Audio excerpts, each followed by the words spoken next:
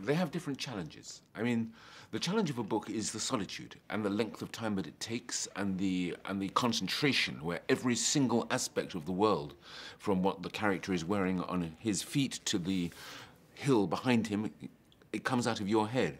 There is so much more to do. So the challenge of a book is simply one of endurance.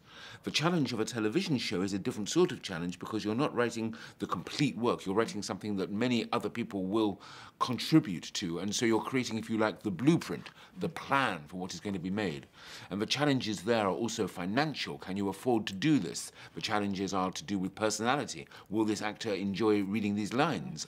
There are challenges of what is possible, how much time it is. You know, you have 1 hour only, and it must fit inside that hour. So there are different sorts of challenges. But when I'm writing, I never think about challenges, because I think that's the wrong way to look at it. If you see, when I put it this way, writing is like being on a beach.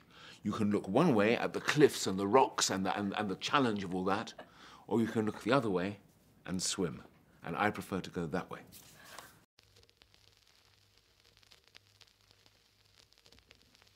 I think the moment you start to look at murder mystery in forms of recipes, or how you calculate it, or how you make the formula, you're already making a mistake, because the whole secret of it is to keep it fresh, to do things that are unexpected, to do things that have never been done before.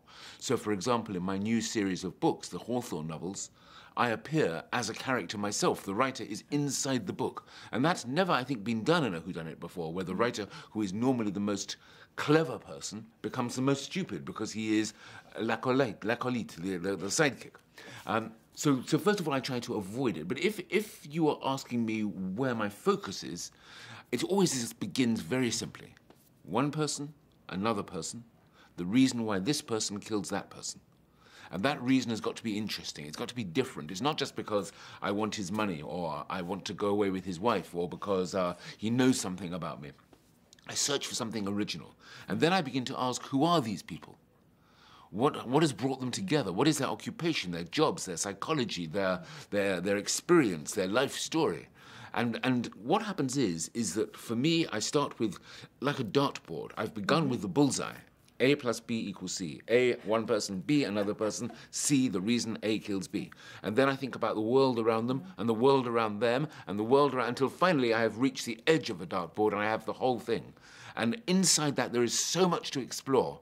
So the beginning is just this little dartboard in the middle, and then the world expands around it.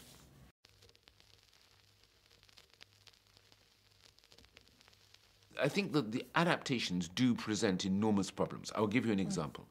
Magpie Murders is a book inside a book. The first half of the book is set in 1955, 300 pages.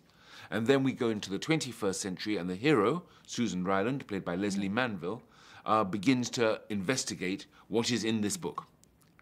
And when I began to adapt this for the television, I suddenly realized if I stay with the book, the format, Leslie Manville, our star, will turn up in episode 4. Not until then. So we don't have our star. That's ridiculous. It's impossible. So if she's in from the very beginning, what does that mean? It means that I have to somehow adapt this book so that the modern story, the 21st century, and the 1955 story happen simultaneously at the same time. And that absolutely turned everything on its head and made the whole thing different, but it also unlocked it and made it wonderful. Oh, yeah. Because we could play so many extraordinary games with the two time periods, with Leslie one moment in the 21st century, and then suddenly taken to a different world. And and the relationship between her and Atticus Punt, a detective who doesn't even exist, where they actually are in the same room and talk to each other and have a relationship, it was such fun to write, and it's wonderful to see on the screen.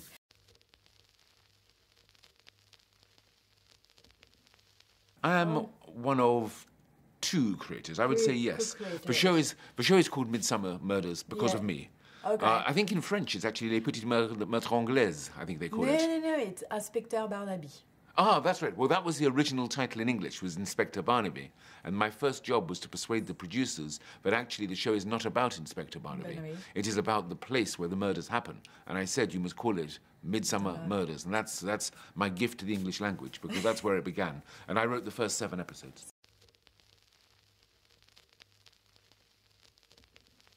Before that, my career in crime writing began with Hercule Poirot, David Suchet. I did, I think, 4 of the novels and 8 or 9 of the short stories over a period of 3 years. From that, I went into Midsummer Murders, which I did 7 episodes.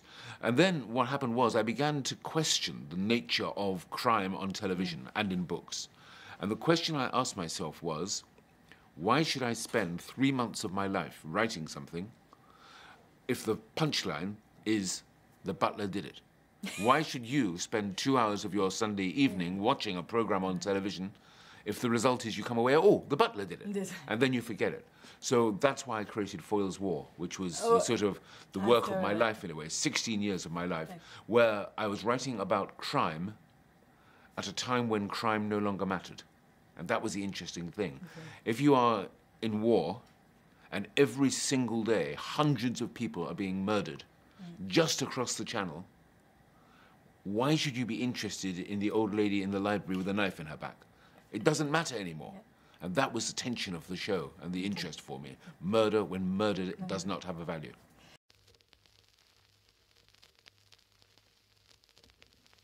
I'm writing a murder mystery show about an aeroplane that crashes in the Mexican jungle. Okay. There are 9 survivors on the plane. Nobody is killed in the crash. But after the crash, somebody starts to murder them one at a time. Oh. And it's not just who, it's why. Why? And you know. Of course. Of course.